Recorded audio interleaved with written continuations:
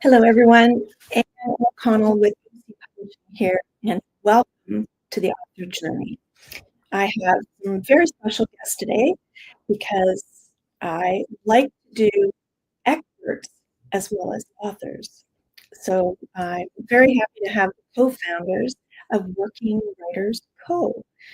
And they began the company together because they saw a need for editors who look at the big picture, and they had a background in helping folks do that. So I'm going to give you a little introduction, and then I'm going to bring them up to join me. So there they are. Alex Morin has guided aspiring authors from idea to polished manuscript, many which have become published bestsellers. His path to this work was forged through personal upheaval. After a major life event and reckoning, Alex walked away from a high-level executive career to rebuild his life through writing. Now he helps others do the same, writing with courage, clarity, and soul. His process blends structure with compassion, guiding writers to craft stories that truly matter. And Alex also has a degree in English literature from the University of British Columbia. Marcy Barbaro, I hope I pronounced that right, is a bold, heart-led speaker, writer, editor, and coach who believes your story could change or even save a life. With humor, grounded wisdom, and lived experience, her signature talks are wake-up calls that ignite courage and remind audiences that their voices have power, urgency, and purpose. She's an entrepreneur and also has a degree in literature. So I'm going to bring Alex and Marcy up to join me. Hi, guys. Hello, Anne. Hello, Marcy. Good morning. Welcome to the Author Journey. I'm so happy to have you. And to let folks know, we are actually recording. So if you have comments, please feel free to leave them or questions, and we'll check back, periodically and make sure that we answer them. So welcome. Thanks for having us, Anne. This is exciting. Great to be here, Anne. We love you and what you do. Oh, thank you. And when we first chatted, I thought, oh my goodness, these are the perfect folks to have on. So we have very similar approaches and beliefs as far as the editing process and actually partnering with the author that you work with. So talk a little bit about how Working Writers Co. began. Marcy, do it. Well, you know what? Alex and I met, 5 years ago, a little longer than 5 years ago, in a high-end, very expensive, very exclusive coaching program. This was around the same time that I was writing my book, Beautiful Humans, There's Nothing Wrong with You.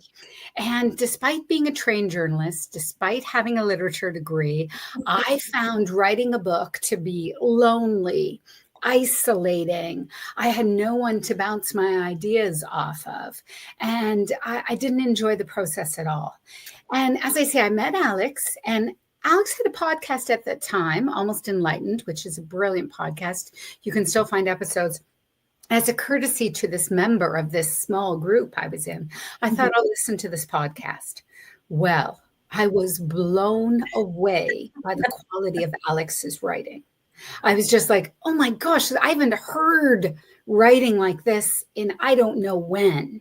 And so anyways, during one of our private meetings online, I'd said to him, I wrote this book and it was really hard.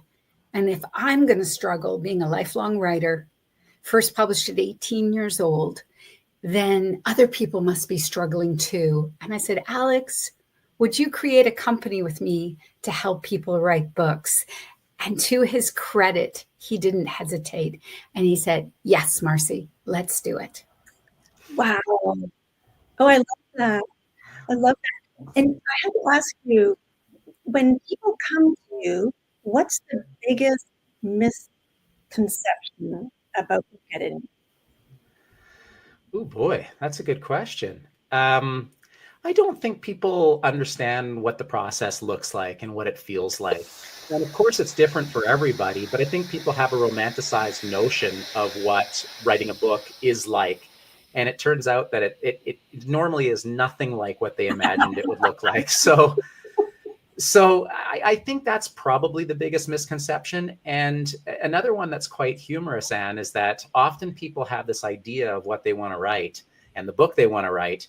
And I would say in 80% of cases, what an author wants to write and what they end up writing are two totally different things, right? And that normally happens between the 30 to 60 day mark. We start to see that shift, and then it's like, boom, now they're off to the races on a different course. So I'd say a good 80% of the time. Oh, absolutely. And I believe that you can have an idea in your head of what your process looks like, but you have to also lean into when it changes. Mm-hmm. And if you're writing fiction, I find that the characters often dictate that shift. Mm. Yeah. Yeah. I agree. I remember years ago when I was in university, Canadian author Timothy Finley came to speak to our literature class, and someone said to him, "Hey, do you know how your book's going to end?" And he's like, "Why would I be a writer if I knew how it was going to end?" You know, and we find, because we do work with people a lot who are writing a memoir / thought leadership book, the same is true with your own story. Memoir isn't writing the story of your life. Memoir is selecting stories of your life in order to lead the reader to a particular conclusion. I love that. Right? And so you think you're going to tell the story chronologically. And once we get into it with the authors and start poking and prodding them and asking them more and more questions, then they unearth memories they think they had forgotten, or they decide to expand upon a relationship that they didn't realize was quite as important as it actually was. And this is the process of working with developmental editors like me and Alex, is that we are there holding the space, maybe holding up a mirror, but asking probing questions so that we can pull that story out of the author. And that's why it changes from the early perception of what they believed they were going to say. Yeah, not to mention the fact that people are evolving as they're writing. And if the writing process takes, say, 6 months, for example, that person is a completely different individual 6 months after they started the process. And so in a memoir, they're the protagonist of the book. And so they're evolving. And so their viewpoints evolve throughout the process, which makes them go back oftentimes and go, oh, I see that so differently now. Let me rewrite that section. So we see that happen as well. And so it's similar to the way in which characters define how the book evolves. It happens in memoirs as well, as Marcy's pointing out. Absolutely. And you're demonstrating beautifully just how important that partnership is, and finding, an editor who becomes your partner in a very intimate relationship, right? Yeah. It's pretty intimate. I mean, every one of our writers has our cell phone numbers. We have like a WhatsApp chat between me, Alex, and every single one of our writers. And so we know their lives intimately. We know when they lose a parent, or when their husband or wife has lost a job. We know these things because they all are part of the writing process, your ability to produce content, your need to take a break from content, how your point of view as an author may have shifted during the time that we're working together. And that's what we love. That's why we do what we do, is because we love these relationships. We love producing great books. Yes. But if we didn't have the relationship and the trust with the author, I don't believe a great book would be forthcoming. 100%. And unavoidably, my authors always become my friends. It's like, okay, professional. No, I love you. Well, you made a comment about how things in a person's life change while they're writing their memoir. So I'm working with a gentleman who has raised a special needs son, who 40 some odd years ago, I actually taught preschool, which is kind of crazy how things come back. But as we're working on it, he says, well, where do we end? Because I am still very much with us, right? And I said, gosh, well, that's a good question. Maybe we should end it at his 40th birthday and then maybe write a prologue. I'm sorry, that's my cat's tail. No, it really is very much. Do you know? Sorry. Go ahead. I was going to say, do you want to meet my muse?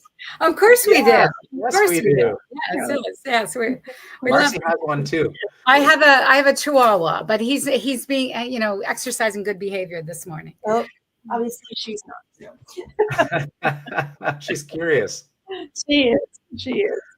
Yeah, and I like that energy. I like the energy of an animal. But anyway, back to our conversation.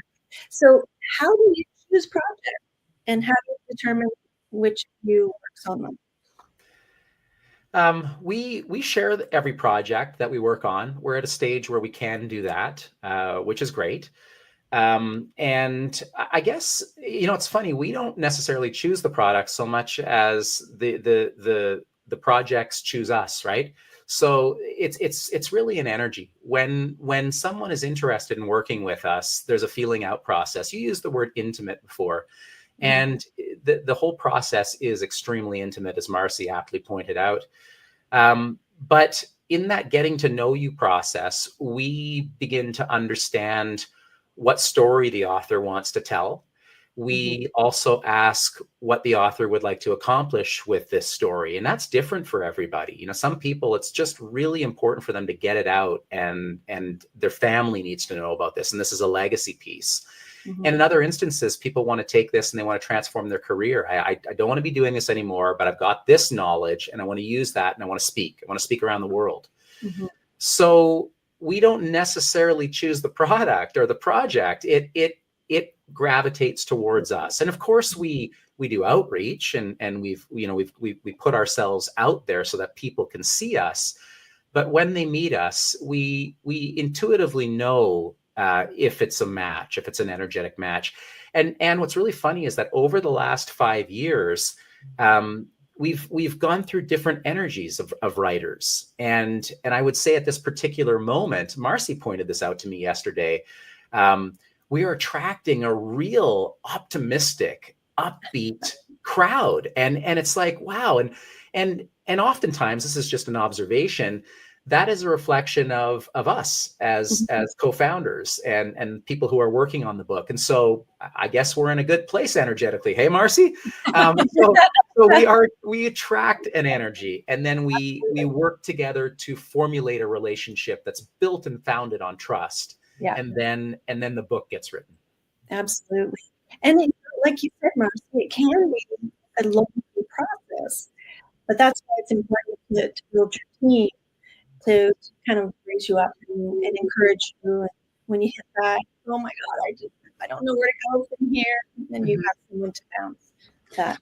100%. I always say, in order to be creative, right? Because if we think about creating, whether it's painting and playing the guitar, writing, whatever you're doing, you always do that when you feel safe, calm, settled, like you have energy to spare. Writing, of course, is a craft. Like, we got to apply the seat of the pants to the seat of the chair in order to produce material. That's true.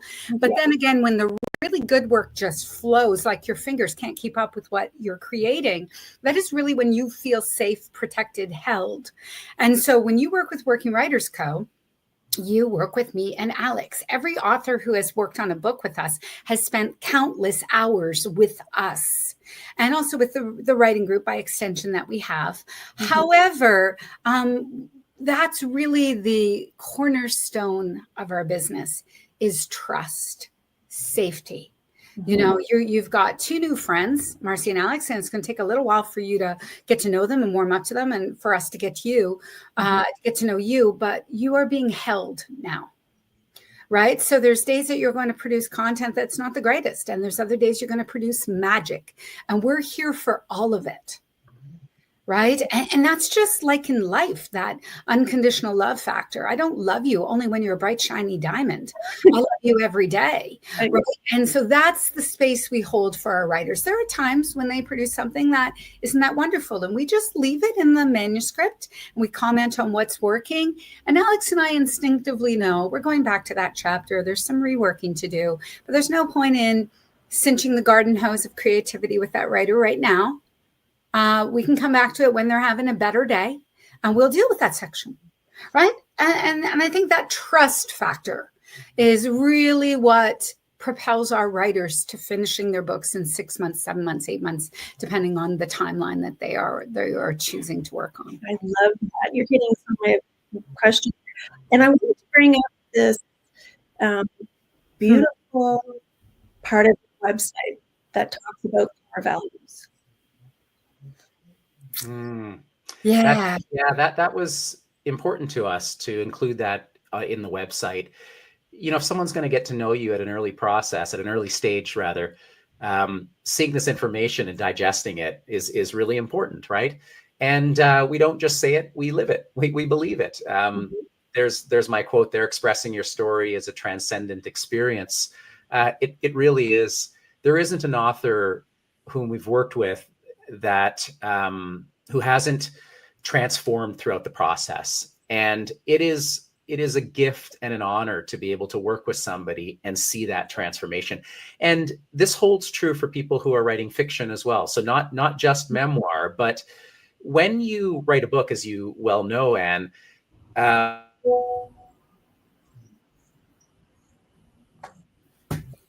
Oops. Do we lose him? Sorry. Alex. That's brought. Yeah, that's okay. It's for some reason the wheel was spinning there, but I think I'm back, so I'll keep on going. When you're writing, the level of focus and the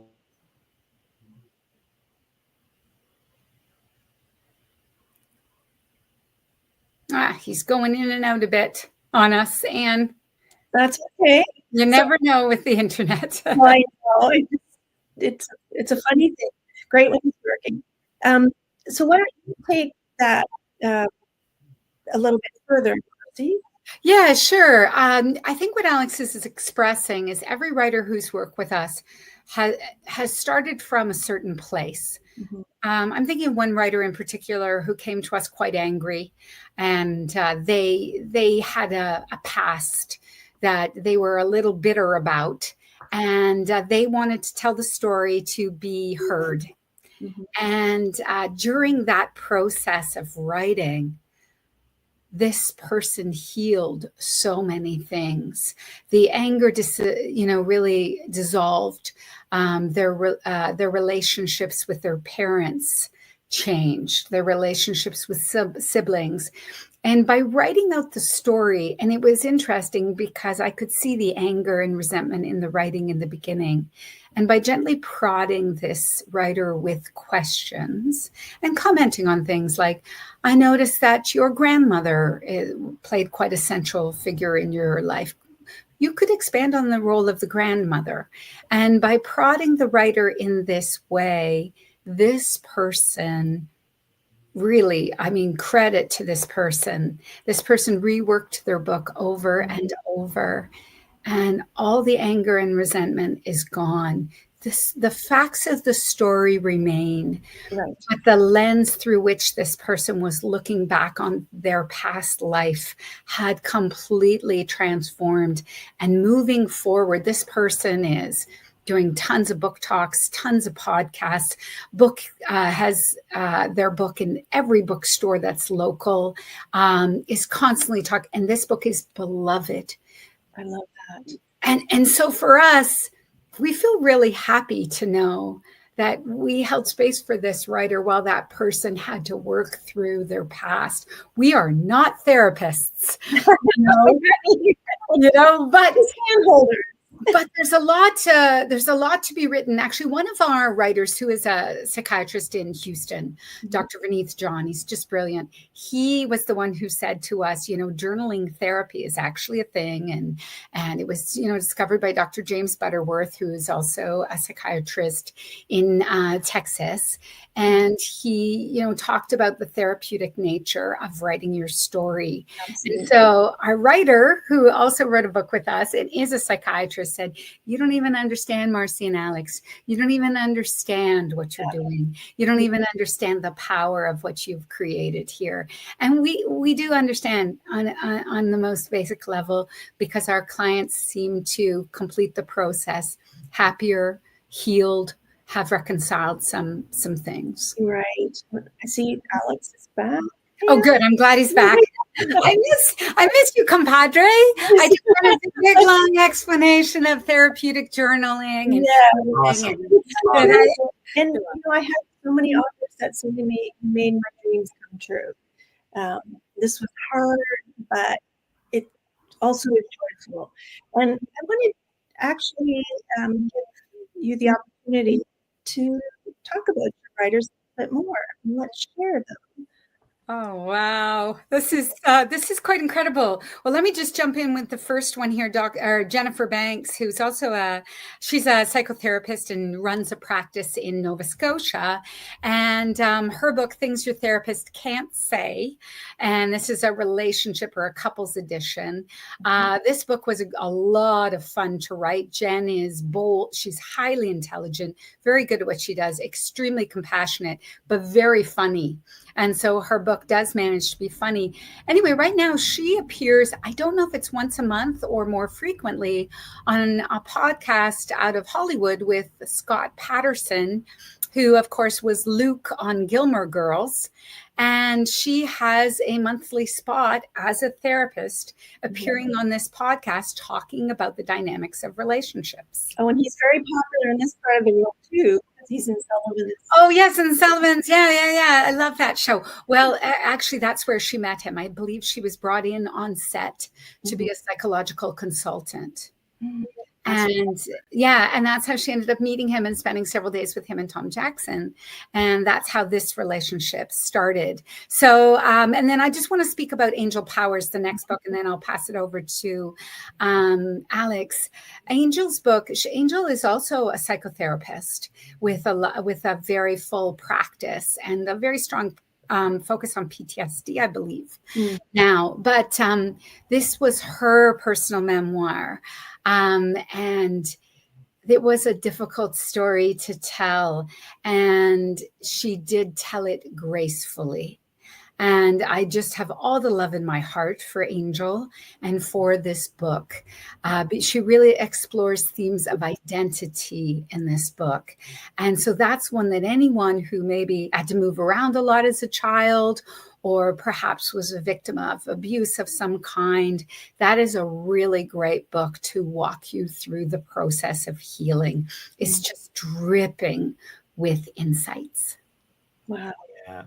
So many great authors here. And this is like a trip down memory lane here. I know, right? These are just outstanding books. If you scroll back up just for 1 second, Mila Maxwell's book, Finding Lady Baltimore, is a really interesting story. Mila Maxwell is just a wonderful woman from the East Coast. And she grew up in a family with a neurodivergent sister who has cerebral palsy. And Mila didn't know how she wanted to tell her story. And along the way, as we began to work with her, we determined that, hey, maybe one of the formats we could use is something like autobiographical fiction. And then as we continued to move through and the story began to come out, it became a little bit more fictional, but still with her truths, her emotional truths. And they turn out to be quite universal. And so this was really fun. And I want to just share one quick story about this book. This book is delightful. It's delicious in terms of where it's set and the beautiful geography of the East Coast and the waves and the power of the ocean, mimicking the tides of the protagonist's emotions. There was a time on Thursday, and we do lessons on Tuesday evenings and readings on Thursday afternoons. And Thursday afternoons is an opportunity for one of our authors at a time, one person on a Thursday, to read a section from their book. And so in an hour-long session, they typically read for about 20 minutes. You can bring something that's highly polished. You can bring something you wrote the previous night. You can bring whatever you want. It's your time. And we have a community of authors that are in the program, and they're listening. And they provide peer feedback. Whoa, I love that. That was amazing. Like, you lost me here. What the heck happened there? And so it's a tremendous opportunity to get that beta feedback from readers and fellow authors and professional developmental editors like me and Marcy. And so there was an instant where Mila was reading, and there was a character who came up, this character named Vern. And he stood out so much that this is what the feedback was from all the beta listeners. They were like, who's Vern? I need to hear more about him. He's an awesome character. And Mila said, well, that's it. He only appears in this scene in the book. That's it. And he was so compelling, Anne, that Mila wrote him into the rest of the book, and he becomes the chief antagonist in the book. And his character is, again, another delectable character who's full of quirks, and he's such a great foil for the protagonist. And so we just, like, this is the fun that we have when we help people develop books. And that happens in real time. Nobody had that idea. It just manifested. Whose idea was it? Who cares?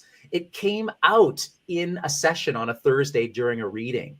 And so we go through every one of these books, and we've got 10 stories for every book. Oh, I remember this time this happened. I remember this revelation. I remember this hard time that led to this, and so it's just all this like touches my heart when we go through these books, and I'm like, oh, I remember that project. That was we might be a little sentimental, right? Oh, just a little. But see, that's what proves that you're doing what you need to be doing, and that you make wonderful partners and in writing. And I'd love to share in my last book. There was a character I was going to kill off in the second chapter. She was going to be found in a dumpster. And something came to me that she might have a role to play. Yes. And she does develop into one of the main characters. Those beautiful surprises are delightful, aren't they, Anne? Yeah. Let me keep scrolling here. That's the creative process. Just quickly about Jody Duran's book, Country Boy's Soul. Jody doesn't mind us telling this story. He's told it himself. But when he first came to us because another one of his friends, Steve Barendrecht, who wrote Forgiveness is Freedom, had recommended us for writing a book. And Jody met with us, and he was kind of nonplussed about the whole writing a book thing. And we said, well, let you go. And Jody is a salesman in the agricultural industry. So he was like, these people are horrible salespeople. They suck. They're terrible at sales. But we could tell Jody was not ready to write a book. So we let him go. A year later, he came back to us and said, okay, I think I'm ready to write. So we kind of talked it through with him. But he said, I'm just a happy-go-lucky guy, and I have a bunch of nice farm stories. And we really pushed back. And we said, nobody's going to read a bunch of happy-go-lucky farm stories. And we pushed him and pushed him. And his book is so beautiful. Yeah, it's full of farm stories, but it's also a story about a man who was very attached to the agricultural legacy in his family. And when his father died, he was grappling to find a father figure. And he made mistakes as a man. And, as most men, he felt like he needed to provide. He needed to keep everybody safe. He needed to be a great father to his children. He had an idea what it meant to be a pillar in the farm community. And he just kept falling short of all those visions. And so he really spiraled down. And so this book, Jody has done tons of speaking. And everybody who reads the book comes up to him and says, man, I get what you were going through. I might have been going through that too. And it's the men in the farm community who have reached out to him. Women too are like, what a beautiful story, and thank you for sharing. But they're just like, wow, I never realized you felt the same way I did. And so this book, Country Boy's Soul, is such a gift to everyone who reads it. Wow. You've got some incredible books here. I can't believe we're just about for time, but what is the best way for people to reach out to you, and what type of folks are you looking for? The best way is to check out our website, www.workingwritersco.com. There it is on the screen. And you can email either of us. It's alex@workingwritersco.com or marcy@workingwritersco.com. You can even submit a small paragraph if you'd like some free editing, and we'll book a meeting with you and go over what you did and give you some insights. And that might give you an opportunity to feel what it's like to work with us at no obligation. And so that might be the greatest way to get in touch with us. And with regard to who we're looking for, we're looking for someone who wants to express themselves. We're looking for someone who wants to open their heart and write a book, be it fiction or nonfiction. We've tackled genres from fantasy to memoir to even erotic books, thrillers, you name it. We love the art of writing. And so we teach the mechanics of it. And then I wouldn't say we teach, but we, as Marcy says, we hold space, we open our hearts, and in that space, people tend to open their hearts as well, and the beauty comes out. So if that resonates with you and you feel that, then connect with us. And we would love to hear what you're working on, and you can decide if Marcy and Alex are the two people that you would like to work with, and we would be delighted to do that with you. Mm-hmm. I agree. And I wanted to add just one other little thing that is new for us is we're now able to work with a busy executive and help them write their book. And how this came about was one of our newest writers who we adore working with. He just kind of came on and said, I can't show up for this meeting. I can't show up for that meeting. I'm too busy with my business.